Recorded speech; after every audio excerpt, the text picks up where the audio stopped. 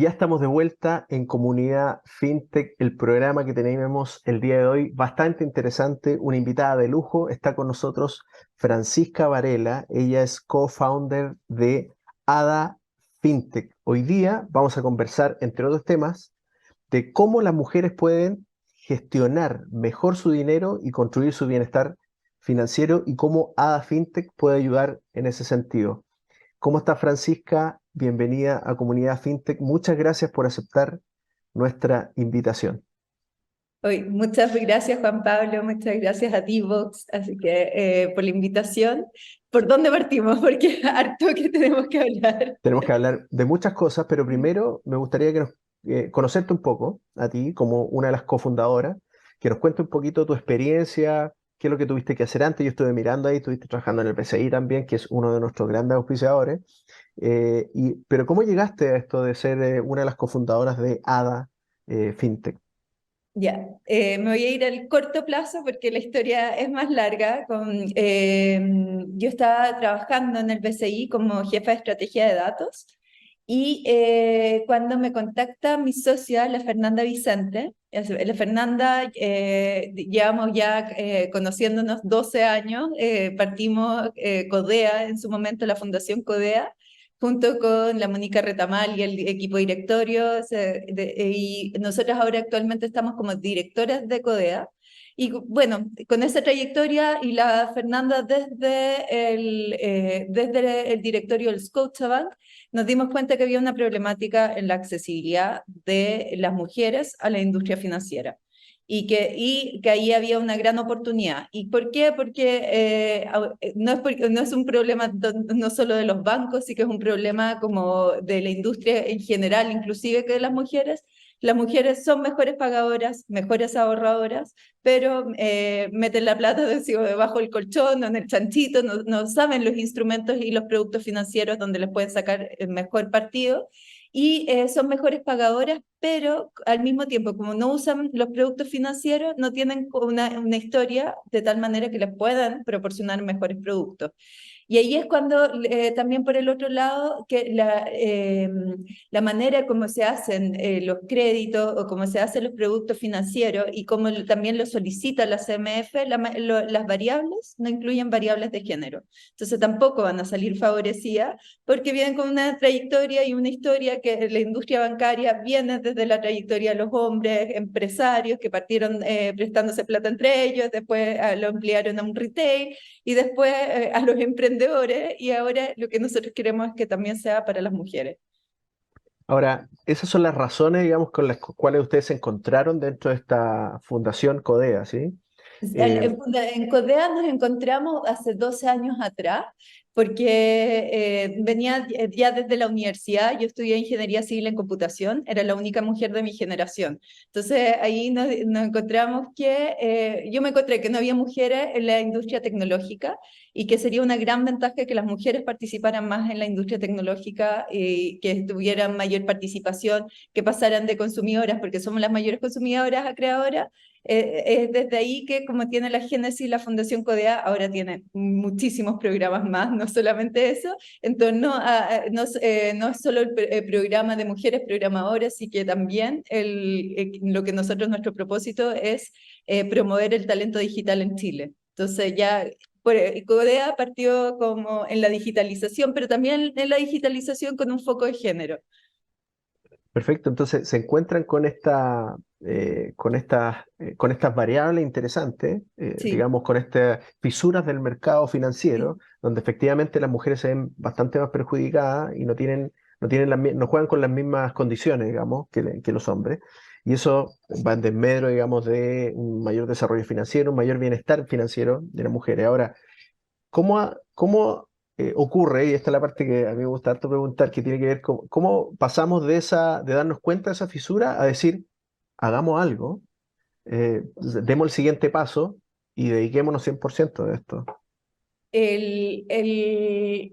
sea, mi motivación fue de que impulsarlo de manera corporativa me iba a tomar mucho tiempo. Lo impulsé. Yo sé que en el BCI lo está trabajando, y que están también trabajando todos los temas de sesgos de género, pero que iba a tomar mucho más tiempo y a veces hay que hacerla como, esa es la gracia de hacer una startup, de encontrar como una fisura en el mercado y ver cómo poder saldarla y saldarla con velocidad, con innovación, de una manera mucho más liviana que lo podría hacer una corporación que tiene que tomar decisiones. No puede llegar una corporación de un día para otro y decir no atiendo a todos estos clientes y me paso a atender este mercado. Así que, y también la oportunidad de hacer como un trabajo mucho más de conocimiento específico en torno al mercado.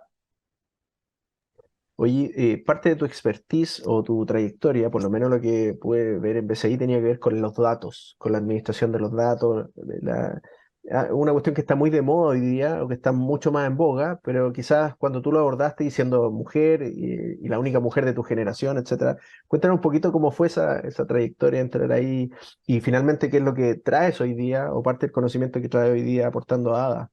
Ya, mi trayectoria en datos, eso sí que ya también es como de hace harto tiempo. Eh, Todo esto partió de una motivación porque había estado, yo había emprendido hace 16 años atrás, partí emprendiendo, estuve como alrededor de 6 años emprendiendo en marketing digital y en marketing móvil y me di cuenta que me encanta el marketing, pero que no era mi core hacer empresas de marketing, o sea, que prestaban servicios de marketing. Así que el marketing de ADA, por ejemplo, me encanta, estoy muy involucrada, pero no en la industria en sí. Y ahí fue que tuve como un cuestionamiento profundo de qué podría hacer. Me interesó mucho ver todo lo que era visualización de datos. Y empecé a investigar sobre visualización de datos y qué industrias lo estaban haciendo en Chile. Y tuve la gran oportunidad que desde el Centro de Investigación Avanzada en Educación de la Universidad de Chile, Patricio Rodríguez está partiendo con un FONDEF de visualización de datos en educación. Entonces ahí partimos trabajando, estuve trabajando 2 años haciendo la base de datos más grande de educación en Chile. Teníamos con 600 datasets, el Ministerio de Educación nos pedía muchos estudios, porque a pesar de que había una intuición de lo que pasaba a nivel educacional, no existían los datos. Entonces hicimos como un levantamiento muy grande del estado, como del arte, de cómo estaba la educación en Chile, y no solo en eso, armando distintos indicadores, hicimos varias investigaciones, por ejemplo, de dónde posicionar las salas cunas según el nivel, dónde faltaban establecimientos educacionales, de cómo poder agrupar distintos colegios que tuviesen las mismas problemáticas, tanto territoriales como problemáticas dentro del colegio. Todo eso como a nivel, como que es lo que ahora es el resultado de los sistemas locales de educación. Todo eso lo hicimos en el CIAE en esa época. Y después de eso, estuve un tiempo trabajando en CODEA y de ahí estuve trabajando en el Instituto de Data Science de la Universidad del Desarrollo y estuvimos ahí viendo todo lo que son con datos de telefonía móvil, de las antenas, de ver cómo podíamos estudiar la movilidad en las ciudades. Y también hay varias investigaciones también de la diferencia de la movilidad entre hombres y mujeres, la diferencia de la percepción del transporte entre un hombre y la mujer.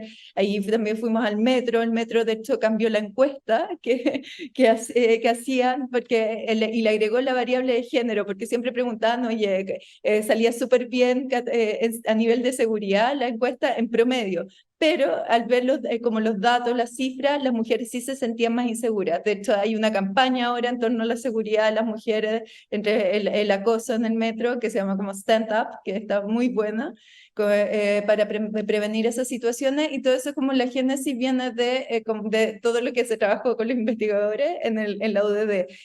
Ahora también así que Increíble, porque de hecho en otros lados se da el hecho de que definen vagones distintos para hombres y mujeres, por ejemplo. no es recomendable, mejor educar.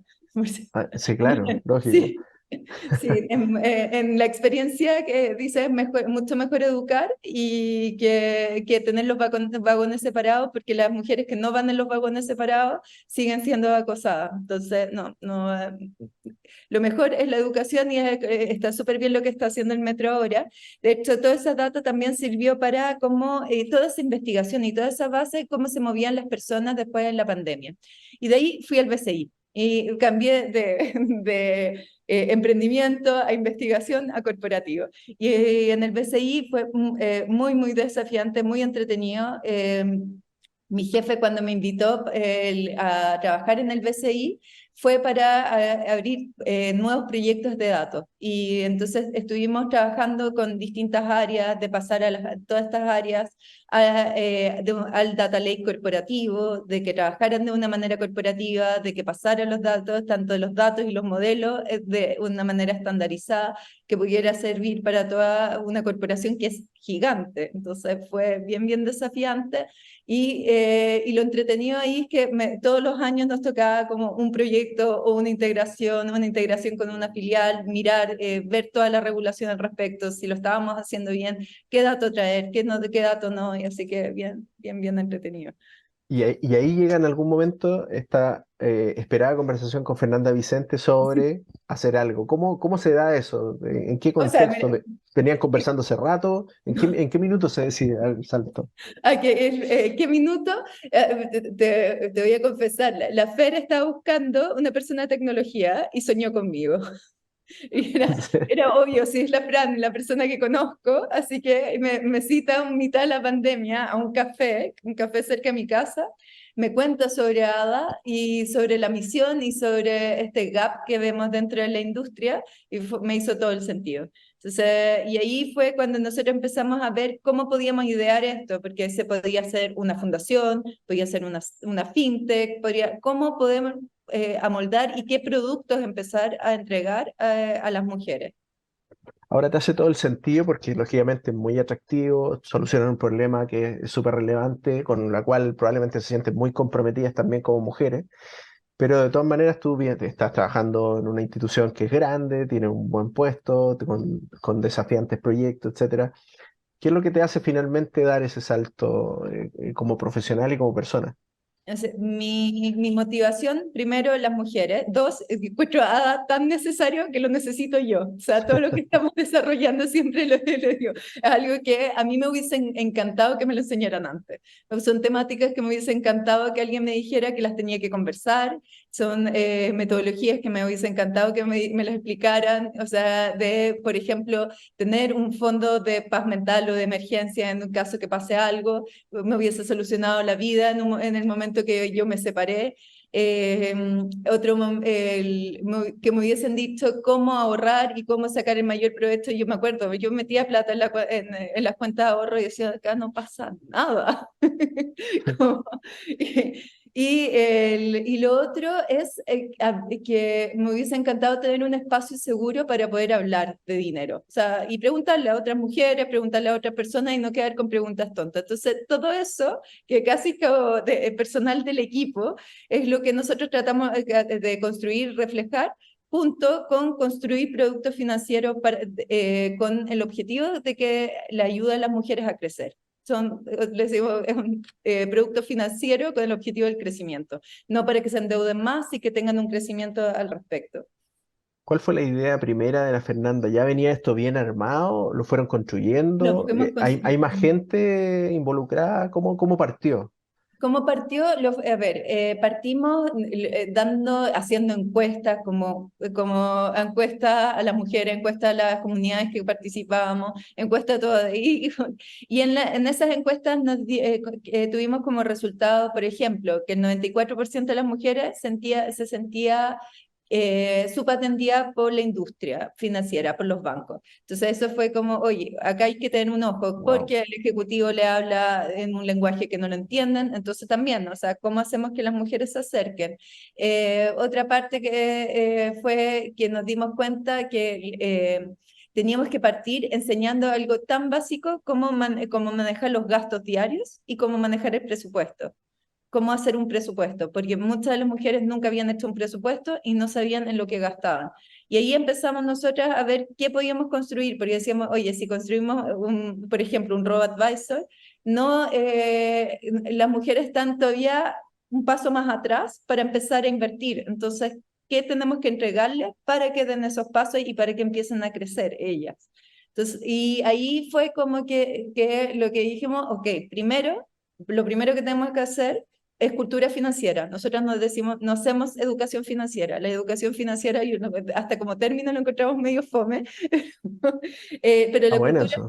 la cultura financiera, ¿por qué lo hacemos? Porque queremos que lo tengan las mujeres incorporados en su día a día.